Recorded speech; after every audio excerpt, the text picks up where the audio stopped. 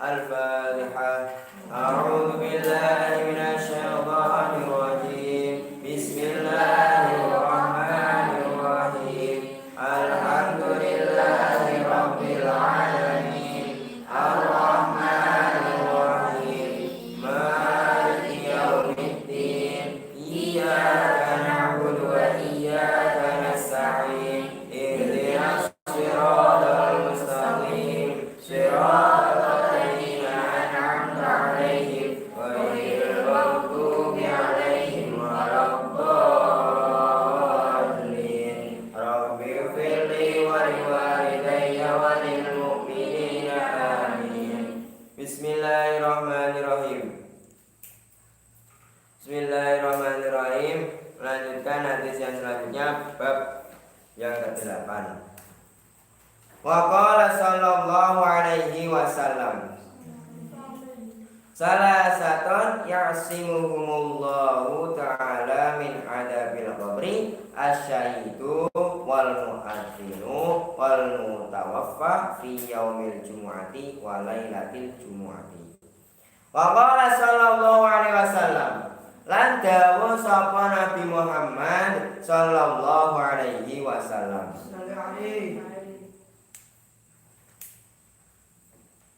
salah satun utawi telu yasimu kang jaga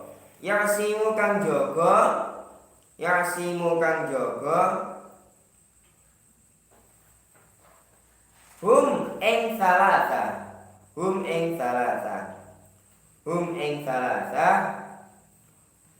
ing salasa Allahu sapa Allah. Ada orang tiga kategori orang yang memang akan dijaga Allah. Jadi dijaga dari apa? Dijaga dari api neraka. Allah Ta'ala sapa Allah Ta'ala min adabil qabri, saking siksa kubur. Min adabil qabri, saking siksa kubur. Ini berarti tadi saya bilang dihindarkan dari api neraka itu sekalian. Nah, kalau ini yang ini dia dihindarkan dari siksa neraka. Jadi siksa kubur. Kalau siksa neraka nanti kalau ketika di akhirat. Kalau siksa kubur itu ketika di alam kubur itu. Jadi ketika orang mati, nah itu ketika di alam barzah atau di alam kubur, nah itu disiksa di situ. Ada siksa di situ. Itu bukan siksa neraka. Jadi ketika siksa neraka nanti disiksa lagi. Bukan siksa neraka, tapi itu siksa kubur. Jadi seperti halnya zaman seperti ini kan berarti kan belum akhirat kan, masih dunia kan. Nah, itu kan ada orang mati kan juga kan. Ada orang yang mati juga. Nah, ketika ada orang mati itu, ya ada yang disiksa juga. Ada yang makanya ketika orang itu masuk ke alam kubur, itu kalau dia kategorinya orang penduduk surga, ya diperlihatkan surga.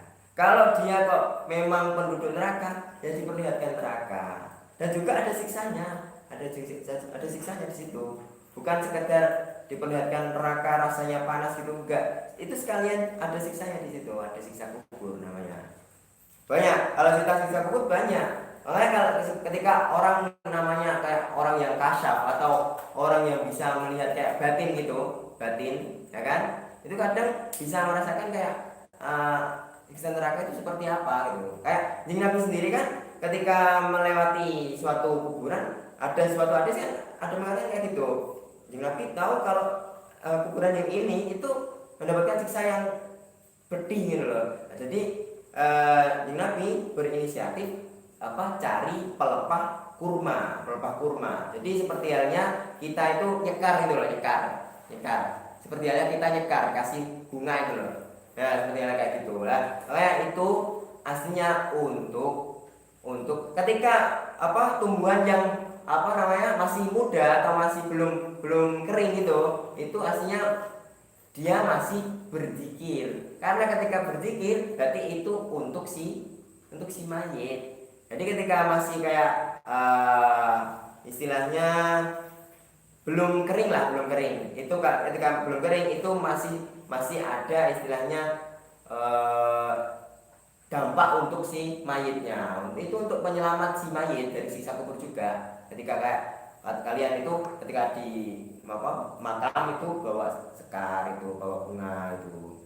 Jadi ketika di makam jangan sekedar kayak ziarah saja. Jadi bawa sekar juga, bawa bunga. Itu juga untuk doa untuk si mayit. Itu juga untuk berguna itu. Bukan sekedar ditaburkan, bukan sekedar hiasan, bukan. Jadi seperti itu. Jadi kalau siksa kubur itu di dunia, maksudnya di alam barzah, bukan ketika di akhirat. Di akhirat nanti sendiri, beda lagi. Nah ini berarti 3 orang yang memang dimasukkan dalam kategori Allah itu akan menjaganya dari siksa kubur. Ini asyahidu iku wong kang mati syahid. Asyahidu iku wong kang mati syahid. Asyahidu iku wong kang mati syahid. Jadi kalau mati syahid berarti itu ini yang dimasukkan yang di sini itu mati syahid yang syahid akhirat. Syahid akhirat seperti halnya kena bencana, seperti halnya tenggelam, ya kan? Seperti halnya kayak kebakaran, itu kena kebakaran atau juga ada dibunuh juga, itu bisa jadi mati syahid akhirat, bisa jadi. Ya, apa yang di sini berarti syahid apa? Syahid akhirat sama syahid dunia akhirat. Kalau syahid dunia akhirat itu khusus untuk orang-orang yang perang, orang yang perang memerangi orang musyrikin itu, orang-orang kafir itu. Ya, itu mati syahid dunia akhirat. Kalau syahid akhirat itu ada banyak juga. Kalau mati syahid akhirat masih dimandikan, ya kan? Masih dimandikan, masih selayaknya diurusi kayak mayat-mayat yang biasanya. Kalau yang mati syahid dunia akhirat itu nggak usah mandikan, langsung dikafani, sholati, baru dikuburkan. Itu. Kalau makanya di sini itu yang dimasukkan syahid. Syahid itu ada 3, syahid dunia, syahid akhirat, sama syahid dunia akhirat. Kalau syahid akhirat yang tadi, ya kan? Kalau yang syahid dunia saja itu orang yang perang untuk kaum musyrikin, memerangi kaum musyrikin, tapi dia niatnya untuk riya. Niatnya enggak baik, niatnya sudah enggak baik. Jadi itu syahidnya syahid dunia itu. Kalau syahid dunia akhirat itu orang yang berperang untuk memerangi kaum musyrikin dan memang dia ikhlas. Dia menyerahkan seluruh raganya, jiwanya untuk perang gitu. Udah ikhlas saja lillahi ta'ala. Nah itu syahid dunia akhirat. Nah itu kalau syahid akhirat banyak. Kalau syahid akhirat itu masih dimandikan, masih dikafani, sholati seperti biasanya.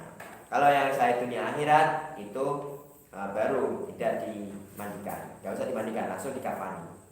Kalau syahid dunia sama masih di tapi kalau syahid dunia kadang kan kita orang kan nggak tahu ya niatnya orang itu seperti apa ya. Tapi ketika orang itu mati kok dalam keadaan perang, biasanya sih tetap nggak dimandikan karena nggak tahu juga niatnya orang itu ria atau untuk dipuji orang atau dikenang bisa atau kayak gitu loh.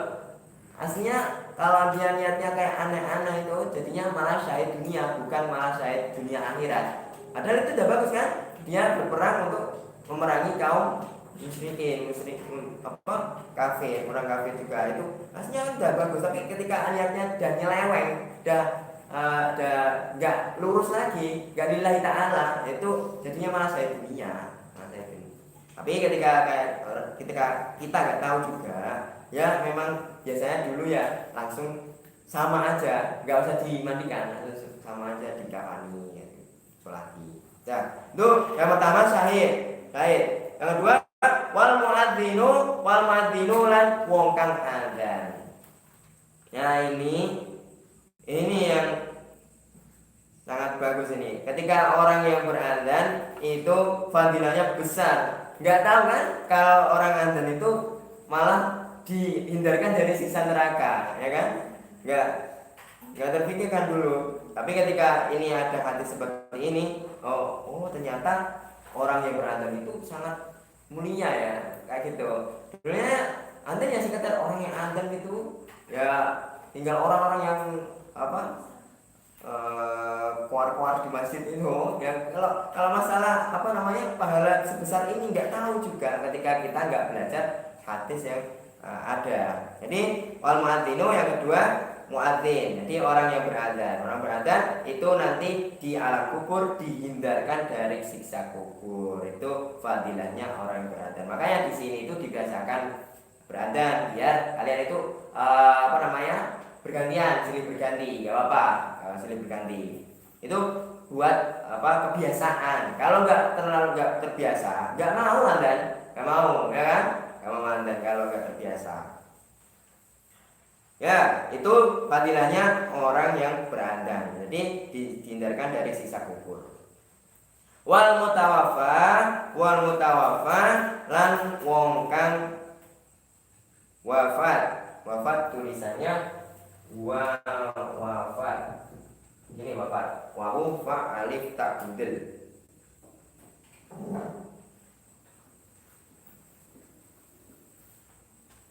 Wal mutawaffa lan wong kang wafat. Wal mutawaffa lan wong kang wafat fi yaumil jumu'ati ing dalem dina Jumu'ah. Fi yaumil jumu'ati ing dalem dina Jumu'ah. Jadi walailatil jumu'ati lan bengine Jumu'ah. Walailatil jumu'ati lan bengine Jumu'ah. Jadi ini keistimewaannya orang yang meninggal ketika di waktu hari Jumat atau di malam Jumatnya. Jadi Kamis malam Jumat itu loh. Nah itu keistimewaannya itu dihindarkan dari siksa kubur. Itu pasti dihindarkan dari siksa kubur. Itu keistimewaannya orang yang meninggal pas hari Jumat atau di malam Jumatnya. Makanya sangat beruntung ketika orang itu bisa meninggal di hari seperti itu, ya kan? Jarang-jarang. Kita kan juga nggak tahu matinya hari apa kan? Ya kan? Makanya beruntung sekali ketika orang itu ditakdirkan memang apa matinya pas meninggalnya itu di hari Jumat atau di malam Jumat. Itu pasti dihindarkan dari siksa neraka. Tuh, enaknya ketika orang itu pas meninggalnya di malam Jumat atau di hari paginya Jumat itu. Nah, selanjutnya, waqala sallallahu alaihi wasallam lan dawuh sapa Nabi Muhammad sallallahu alaihi wasallam. Lau ya'lamu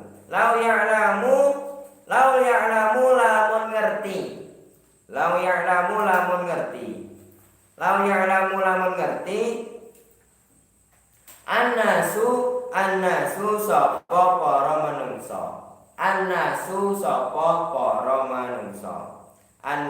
sapa para manungsa ma ing perkara finnidai kang tetep ing dalem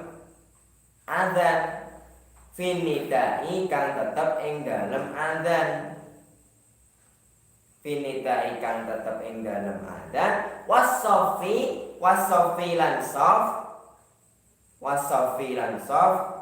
al awali kang pertama, barisan yang pertama, al awali kang pertama. Summalam yajitu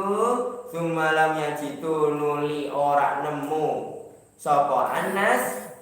Summalam yajitu nuli ora nemu sapa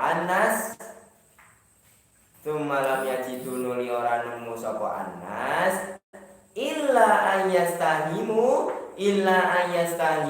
kejaba yen to mengundi.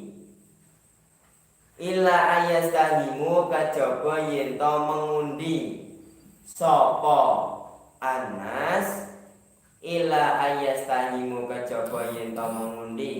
Anas alaihi alaihi ing atase al-madhkur. Tulisannya seperti biasa al-madhkur. Alaihi ing atase al-madhkur. Alaihi ing atase al-madhkur. Alaihi ing atase al-madhkur. Nih, madhkur biasa. Lastahamu mongko. Lastahamu mongko yakti.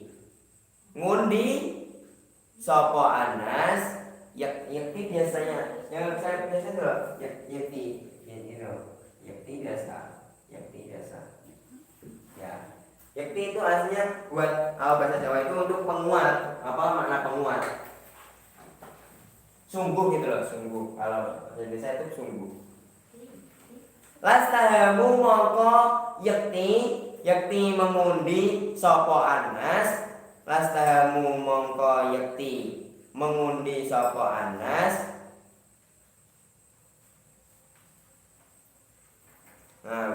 Walau ya'lamuna lan lamun ngerti sapa Anas. Walau ya'lamuna lan lamun ngerti sapa Anas. Walau ya'lamuna lan lamun ngerti sapa Anas. Ma ing perkara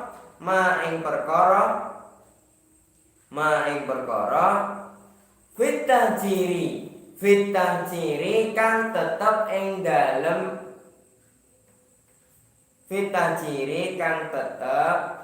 dalem salat awal waktu. Bisa nggak? Cukup nggak? Fitah ciri kang tetep ing dalem salat awal waktu. Bisa? Cukup. Cukupkan nggak apa? Cukupkan. Lastabaku ya. Lastabaku mongko yakti berlomba sapa Anas. Lastabaku mongko yakti berlomba sapa Anas. Ya, yakti lagi. Lastabaku mongko yakti berlomba sapa Anas. Yakti berlomba sapa Anas ilaihi maring al-madhkur. Ilaihi maring al-madhkur lagi. Tapi bukan al-madhkur yang tadi ya, beda lagi ini. Ilaihi maring al-madhkur. Walau ya'lamuna lan lamun ngerti sapa Anas. Walau ya'lamuna lan lamun ngerti sapa Anas. Ma ing perkara fil atamati kang tetep ing dalem salat isya. Fil atamati kang tetep ing dalem salat isya.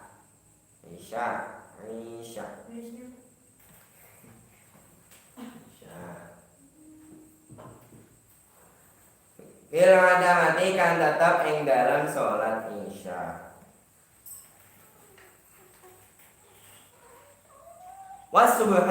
Wasubhi lan salat subuh. Wasubhi lan salat subuh. La atau mongko yakti nekani sapa Anas. La atau mongko yakti nekani sapa Anas. La atau mongko yakti nekani sapa Anas. Huma ing al-atamah was-subhi. Tadi al-atamah was-subhi kasih rujukan atasnya al-atamah was-subhi. La atau humanya ing atamah was-subhi. Huma ing atamah was-subhi. Ya, rujukan dah. Walau habwan senajan merangkak. Walau habwan senajan merangkak.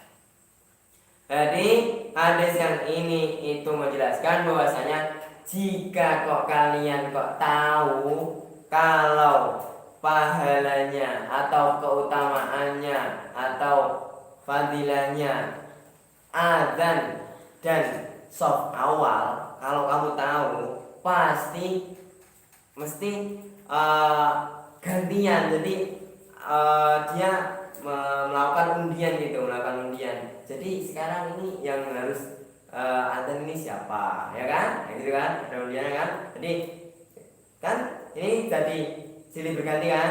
Ada yang ini, ada yang ini, ada yang ini. Pasti kalau seandainya tahu, pasti semuanya pengen.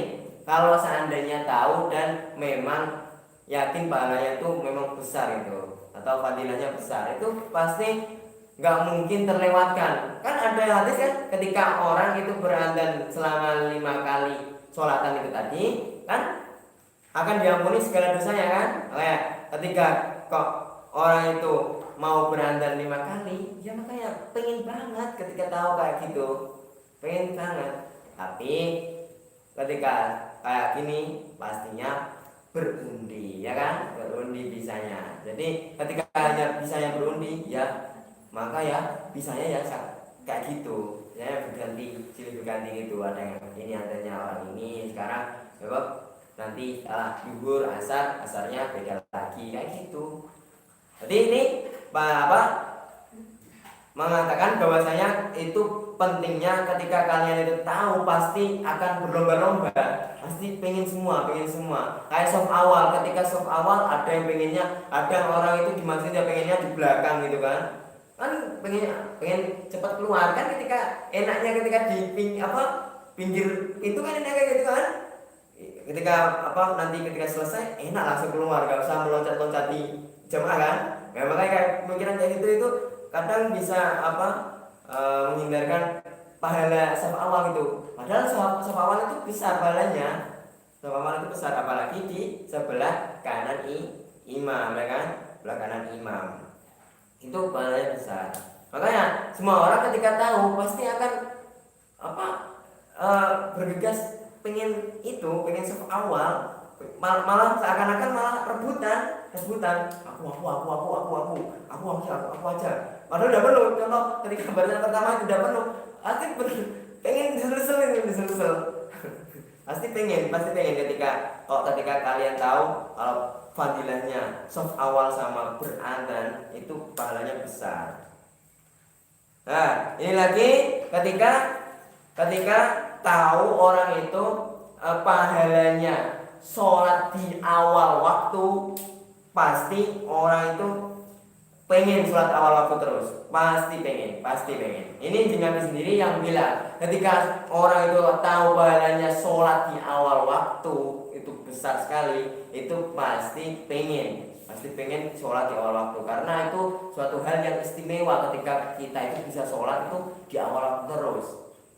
Ini kalau seperti kalian kan waktunya luang, ketika di awal waktu bisa langsung. Ketika orang kayak orang kerja itu juga pengen banget ketika sholat itu langsung di awal waktu, ketika adzan langsung kita bergegas ke masjid atau musola terdekat kan, kayak gitu, pengennya kayak gitu. Makanya ketika orang itu tahu kalau pahalanya sholat di awal waktu itu besar, pasti pengen sholat di awal waktu itu. Sholat di awal waktu juga ada yang mengatakan ini ketika orang kok tahu kok pahalanya sholat isya sama sholat subuh itu pahalanya besar sekali. Tapi di sini tuh sekedarnya ini untuk fadilah adzan ini. Jadi hadis yang ini diambilkan yang sekedarnya ketika ada cuplikan fadilahnya adzan. Jadi ini jikalau orang-orang kok memang tahu pahalanya sebesar itu gitu loh. Jadi jika orang tahu itu pahalanya sholat isya sama sholat subuh itu besar, pasti orang itu akan semangat pasti. Orang itu pasti semangat. Padahal ketika kita tahu ketika di waktu isya atau waktu subuh, ketika kalian tahu di lingkungan kalian lah, musola kalian atau masjid kalian, ketika sholat isya sama sholat subuh berkurang kan, nggak seperti sholat maghrib kan. Padahal pahalanya sholat maghrib sama sholat isya itu derajatnya seakan-akan lebih besar sholat isya sama subuh itu terberat sholat isya sama sholat subuh. Makanya ketika dulu mengecek atau mendeteksi kalau ini orang munafik atau enggak, itu ya caranya melihat orang itu sholat isya apa enggak. Karena sholat isya itu berat aslinya, karena orang itu seharian dan lelah, ya kan, lelah kayak bekerja atau melakukan aktivitas yang biasanya. Ketika sholat maghrib ya masih di awal itu malam, masih di awal malam, biasanya masih semangat semua dan penuh biasanya, ya kan. Ketika sholat maghrib penuh kan, tapi ketika udah mulai sholat isya udah enggak seperti biasanya, langsung anjlok jamaahnya, langsung anjlok ya.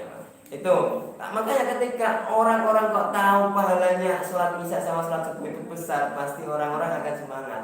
Tapi sayangnya orang-orang itu enggak kebanyakan tahu. Jadi orang-orang yang tahu itu ya sedikit. Makanya pentingnya belajar itu ya seperti ini. Ketika orang itu alim atau tahu tentang hukum, pastinya apapun bisa dijadikan ibadah, apapun, ya kan? Ataupun fadilah-fadilahnya pun tahu, fadilah-fadilahnya pun tahu. Nah, ketika tahu fadilah-fadilahnya pasti semangat. Dia itu semangat bukan kok karena fadilahnya aslinya. Kalau sudah orang-orang yang tahu aslinya, kalau ketika tahu fadilahnya malah lebih dari itu. Nggak mencari fadilahnya, tapi lebih dari itu yang dicari. Ketika kita dapat fadilah lebih sebesar itu, pasti kita untungnya bisa dapat ridhonya Allah. Kita itu aslinya ibadah itu ya pucuknya atau pokoknya itu ya untuk mencari ridho Allah. Makanya semua ibadah itu lillahi ta'ala. Dan pokoknya apapun kayak adzan, niatnya ya adzan ya pokoknya lillahi ta'ala itu aja. Tapi seperti halnya kayak ketika kita mengharapkan pahala atau apapun terhindar dari dosa, itu juga udah bagus ya. Itu apa? Subhana rabbika rabbil izzati amma yasifun wa salamun alal mursalin walhamdulillahi rabbil alamin. Assalamualaikum